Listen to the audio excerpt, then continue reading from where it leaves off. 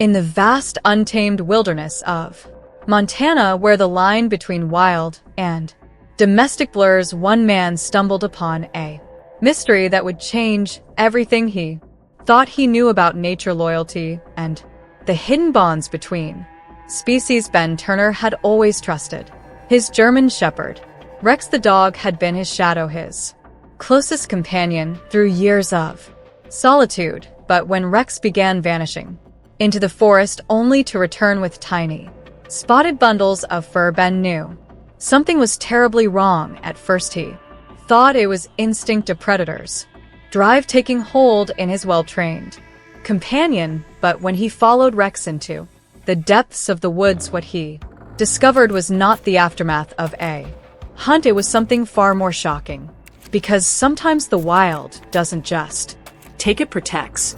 And what Rex had done would lead to an unimaginable truth, one that no one saw coming. The Montana wilderness held secrets in its vast expanse of forest and mountain, secrets that whispered through the pine needles and echoed in the lonely cry of winter winds, but none were as haunting as the truth that Ben Turner would uncover on his property, just outside of Whitefish, where the jagged peaks of the Rockies pierced an endless sky and the line between civilization and wilderness grew thin, enough to blur. Ben hadn't always been the solitary figure he'd become once. His life had brimmed with the warmth of family, a wife, Sarah, and their young daughter, Emma. They moved to Montana with dreams of raising their child close to nature, away from the suffocating concrete of Seattle, where Ben's environmental law practice had consumed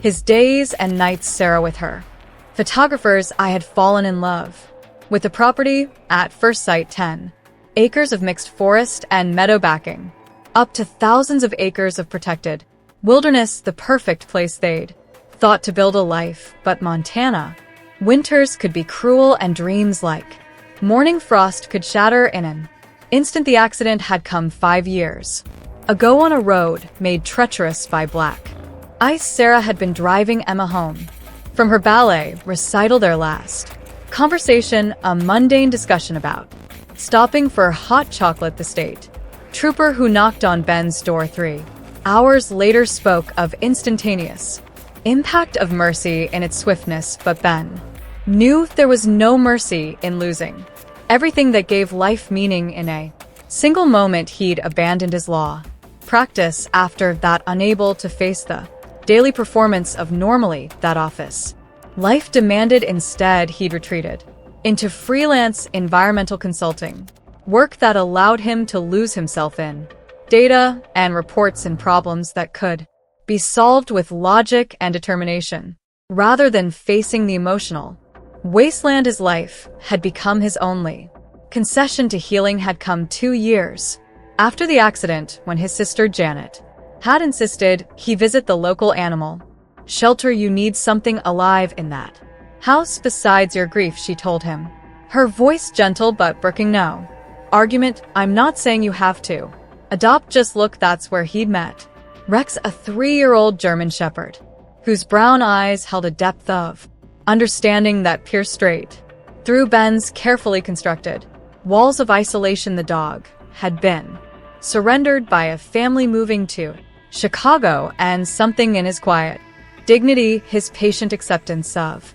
changed circumstances, resonated with Ben's own loss. They left the shelter together that day, 2 beings united by the understanding that life rarely followed the paths we planned. Rex proved to be more than just a companion. He became Ben's bridge back to the world of the living. The dog's need for routine forced B to maintain some semblance of structure in his days. Their morning walks in the wilderness behind the property gradually became less about obligation and more about shared exploration, about rediscovering the beauty that still existed in the world, even after tragedy had drained it of color. So when Rex's behavior began to change in the early days of October, Ben noticed immediately. The dog, who had never shown any interest in wandering, became restless, his attention constantly drawn to the sprawling estate that bordered their property to the north. The estate belonged to Carter Walsh, a recent arrival to the area who had purchased the 50-acre property 3 years ago and immediately surrounded it with high fences and security cameras. Walsh was a figure of local speculation, his wealth evident in the renovations that had transformed the former ranch into a compound that seemed more appropriate for a military installation than a private residence.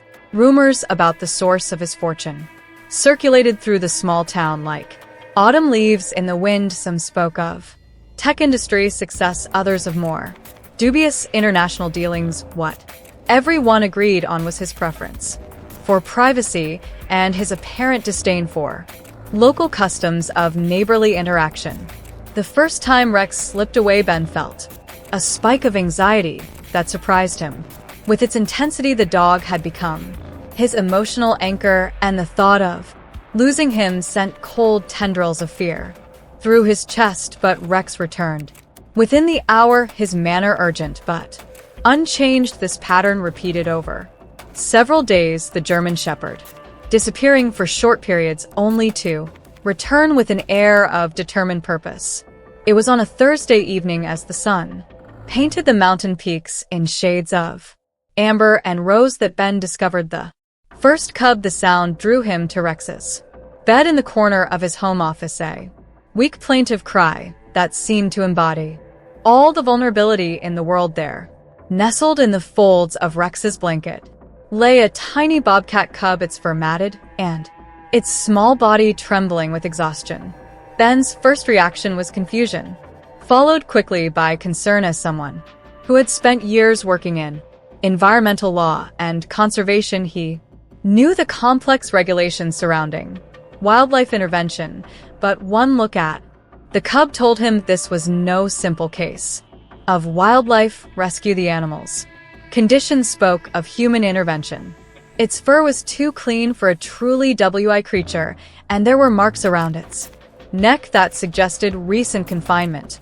That discovery marked the beginning of a journey that would force B to confront not only the darkness that humans were capable of inflicting on the natural world, but also the depth of compassion that could exist between species. What unfolded over the following weeks would shake the foundations of their small Montana community and force B to rediscover his own capacity for justice and healing. The investigation began with careful observation. Ben followed Rex on his next excursion, his heart heavy with apprehension about what they might discover. The dog led him through the growing darkness to the far corner of Walsh's property, where a cluster of modified shipping containers stood like metal sentinels in the gathering dusk.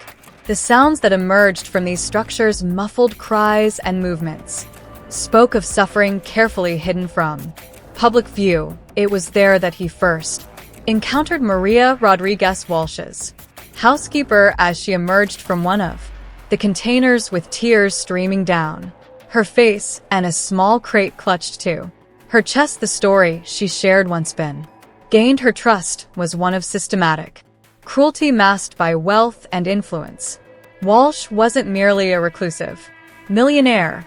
He was a key figure in an international exotic animal trafficking network that treated living creatures as commodities to be bought, sold, and discarded when they failed to meet arbitrary standards of value. The tragedy of the situation deepened with each detail. Maria revealed the bobcat cubs were taken from their mothers far too young, part of a breeding program that prioritized profit over welfare. Those deemed suitable for sale would be shipped to wealthy collectors around the world, while the others, the ones too small, too sickly, or too wild, were simply abandoned to die in the wilderness. He calls it natural selection. Maria whispered, her voice thick with disgust and fear. Says, we're just letting nature take its course, but there's nothing natural about this, Mr. Turner. Nothing at all. The parallel to his own loss struck Ben with devastating force. These cubs, like Emma, were innocent victims of human callousness, their lives deemed expendable by those who held power over their fate. The thought of his daughter, of her final moments on that icy road, merged with the image of abandoned cubs, struggling alone in the wilderness, and something that had been frozen inside him for 5 years began to thaw with the heat of righteous anger. But anger alone wouldn't be enough to stop Walsh's operation. The man's influence extended deep into local power structures, and his wealth had bought him layers of protection that would need to be carefully penetrated. B drew on his legal background to begin building a case, working with Maria to document every aspect of the operation while reaching out to trusted contacts in wildlife protection agencies. The tragic scope of Walsh's enterprise became clearer with each passing day. Through Maria's hidden camera footage and Ben's careful documentation, they uncovered a network that stretched across continents. The Bobcat cubs were just one small part of a trade that dealt in endangered species. From every corner of the globe, the evidence showed animals kept in deplorable conditions, subjected to crude medical procedures to make them more suitable as pets, and disposed of without ceremony when they ceased to be profitable. The most heartbreaking discovery came when they found the grave site behind the shipping containers in a secluded clearing. Dozens of small bodies had been discarded like broken merchandise. Each tiny grave represented a life deemed worthless by Walsh's cruel calculus, each one a testament to the darkness that greed could breed in human hearts. The investigation took its toll on everyone involved. Maria lived in constant fear of discovery, her nights haunted by the sounds of suffering she couldn't prevent. Ben found himself reliving his own trauma through each new revelation, each rescued cub becoming a symbol of the protection he had failed to provide for his own child. Even Rex seemed to feel the weight of their mission, his normally playful demeanor replaced by a solemn dedication to his self-appointed rescue work. The breakthrough came at terrible cost. Walsh, growing suspicious of Maria's activities, ordered a purge of his facility in preparation for a major shipment. The instruction was to dispose of any animals that couldn't be quickly sold, regardless of their condition. Maria, unable to bear the thought of another mass killing, broke protocol and contacted Ben directly. The raid that followed was a coordination of federal, state, and local law enforcement led by agents who had been building their case against Walsh for months. But Walsh had been tipped off, and in the chaos that followed, Maria paid the ultimate price for her courage. Walsh, cornered and desperate, had turned violent. The official report would later state that Maria had been trying to protect a container full of cubs when Walsh shot her. Her death sent shockwaves through the community, transforming what had been a story of animal cruelty into something far darker. The media descended on the small Montana town, and Walsh's empire began to crumble under the weight of public scrutiny. The evidence Maria had helped gather, now sealed with her blood, ensured that Walsh and his associates would face the full force of federal prosecution. In the aftermath, Ben found himself dealing with a complex mix of emotions. The success in bringing down Walsh's operation was overshadowed by the loss of Maria, whose sacrifice added another layer of tragedy to an already heavy burden. Yet, through it all, Rex remained his constant companion, the dog's unwavering dedication to saving the cubs, becoming a symbol of hope in the darkness. The story of the rescued cubs, particularly the first one Rex had brought home, now named Hope, became a catalyst for change in wildlife protection. Lost Hope's journey from abandoned cub to ambassador animal at a wildlife education center inspired a new generation of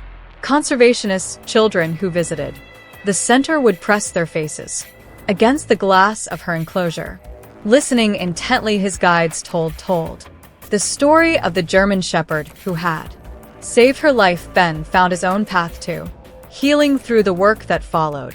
The tragedy had awakened something in him that had been dormant since the loss of his family, a sense of purpose that transcended personal grief. He returned to environmental law, but now with a focus on wildlife protection and conservation. His experiences with Walsh's operation gave him unique insight into the dark world of animal trafficking, and his testimony helped shape new legislation designed to prevent similar operations from taking root. Rex lived out his remaining years as a local hero, his story becoming part of the region's folklore even as age slowed his steps and whitened his muzzle. He maintained his gentle vigilance over their property, always alert for any creature in need of help. When he finally passed at the age of 13, the Wildlife Center created a memorial garden in his honor where Hope's enclosure overlooked a